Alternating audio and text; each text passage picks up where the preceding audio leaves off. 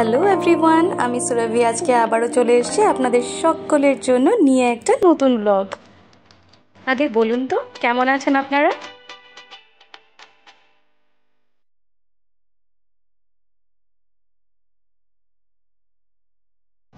আজ সানডে, তাই প্ল্যান আছে একটু স্পেশাল ব্রেকফাস্ট বানানোর। আজকে বানাবো আলু আর পনিরের পরোটা। জেনারেলি আলু পরোটা বানাতে গেলে আলুর স্টাফিং থাকে, বাট আজকে আমার একটু অন্যরকম করার ইচ্ছে হলো। আপনারা সাথে থাকুন, আমি দেখাচ্ছি কি করে আলু পরোটাটা বানাবো। আলুর খোসাটা ভালো করে ছাড়িয়ে নিয়ে টুকরো টুকরো করে কেটে বয়েল করতে বসাবো। এই আলু পনির পরোটাটা ভীষণ সফট হয় আর খেতেও খুব টেস্টি। দেখতে থাকুন।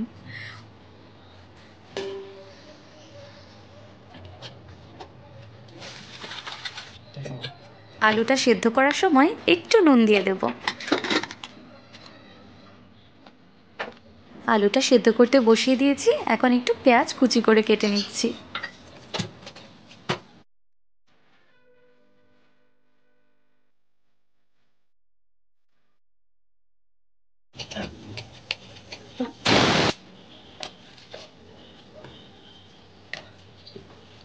এর মধ্যে লাগবে একটু আদা কুচি আর একটু ধনেপাতা কুচি। আলুটা মনে হয় হয়েই এসছে।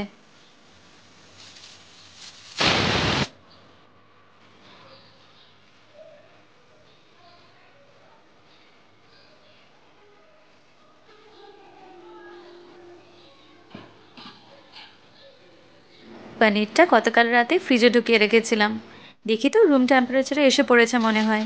হ্যাঁ, ভালোই হয়েছে। এখন পনিরটাকে নিয়ে একটু হাত দিয়ে ম্যাশ করে নেব, করে এর মধ্যে এক এক করে পেঁয়াজ কুচি, আদা কুচি, ধনেপাতা কুচি ঢেলে দেব। আপনারা কিন্তু চাইলে কাঁচা লঙ্কা কুচিও দিতে পারেন। এবার সেদ্ধ করে রাখা আলুটা দিয়ে দিচ্ছি এর মধ্যে।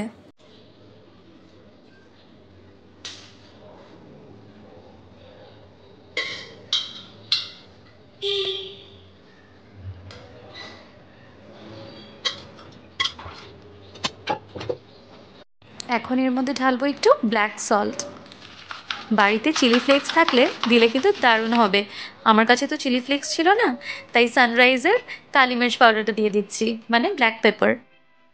সব কটা জিনিসকে এখন ভালো করে মেখে নিচ্ছি।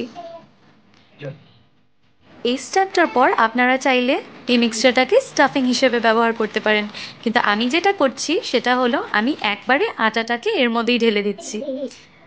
এখন একটা সফট ডো রেডি করে নেব।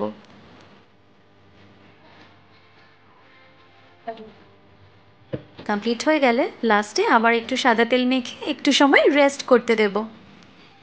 আটা দিয়ে কিচেনে যখনই কোনো কাজ করব, আমার পুচকুটা যেখানেই থাকুক ঠিক উড়ে এসে পড়বে। জানি না কি করে টের পেয়ে যায়। চলুন এবার ঝটপট পরোটাগুলো বানিয়ে ফেলি।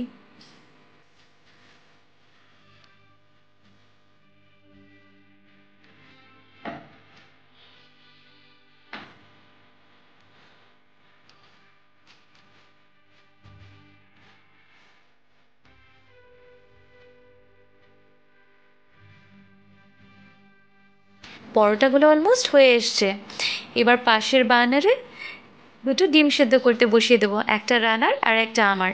এবেলা ভেদকে আর ডিম দেবো না, কারণ আজকে তো মাছ এনেছে, তাই একবেলা ডিম আর একবেলা মাছ খেলে হয়তো হজমটা কম হতে পারে।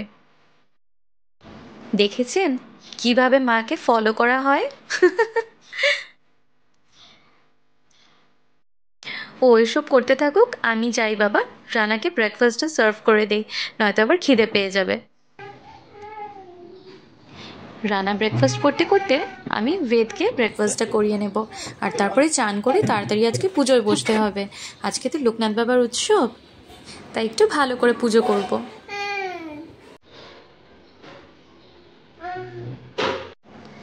উনি হলেন আমার মেজো কাকা। রোববার হলেই বেদের সাথে ঠিক দেখা করতে আসবেন। দেখেছেন কি করে আদর নিচ্ছে। ও আপনাদেরকে বলা হয়নি না, আমার বাবারা কিন্তু 5 ভাই। আজকের এই বিশেষ দিনটায় ভাবলাম বাবাকে একটু নিজের হাতে সাজাই, দেখে বলুন তো ঠিক হয়েছে কি না। বিকেলে একটু সবাই মিলে মন্দিরেও যাব। আজকের দিনটায় বাবার মন্দিরে যেতে না পারলে কিছু একটা অসম্পূর্ণ থেকে যায়, তাই না বলুন?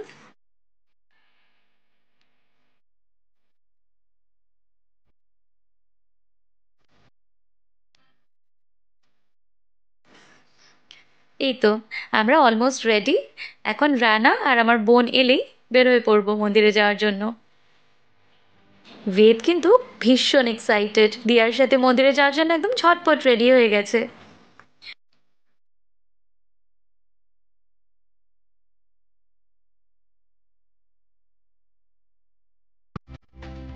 আমরা এখন একদম মন্দিরের কাছেই চলে এসেছি। দেখুন চারপাশে কি সুন্দর দোকান সাজিয়েছে, ধূপকাঠি, মোমবাতি, ঘি, মিশ্রি।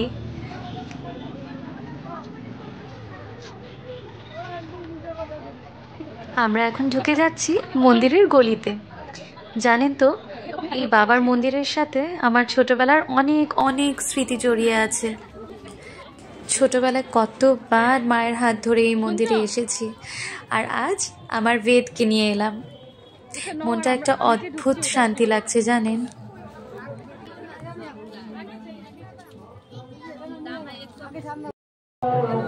আমরা এখন ঢুকে পড়েছি মন্দিরের ভেতর। দেখেছেন ভক্তদের ভিড়ে মন্দিরটা কি সুন্দর ভরে উঠেছে না? জানেন, ভাবলাম কি প্রদীপগুলো একটা সাইডে বসে একটু রেডি করে নিই, নয়তো এত ভিড়ের মাঝখানে প্রদীপ রেডি করতে গিয়ে যদি হাত থেকে ছুটে পড়ে টরে যায় তারপরে আরেক কাণ্ড বাঁধবে। তাই একটা সাইড নিয়ে বসে প্রদীপ ধূপকাঠিগুলো একটু রেডি করে নিচ্ছি।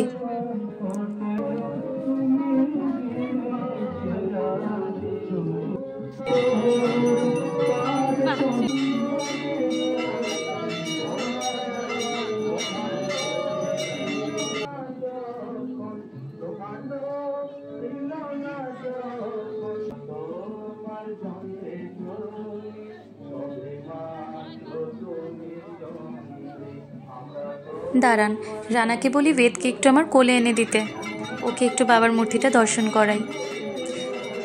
আপনাদেরকেও জানেন বাবার বিগ্রহটা সামনে থেকে দর্শন করানোর খুব ইচ্ছে ছিল আজকে আমার, কিন্তু সেটা আর হয়ে উঠলো না, এতটাই ভিড় যে খুব সামনে যেতে পারলাম না। দেখুন কি আনন্দ করছে বেদ।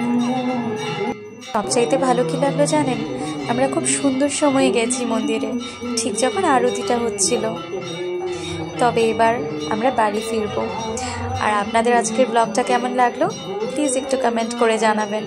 আর হ্যাঁ, ব্লগটা ভালো লেগে থাকলে একটা ছোট্ট লাইক করে দেবেন, আর শেয়ার আর সাবস্ক্রাইব করতে ভুলবেন না কিন্তু। জয় বাবা লোকনাথ। আমরা এবার আসি তাহলে।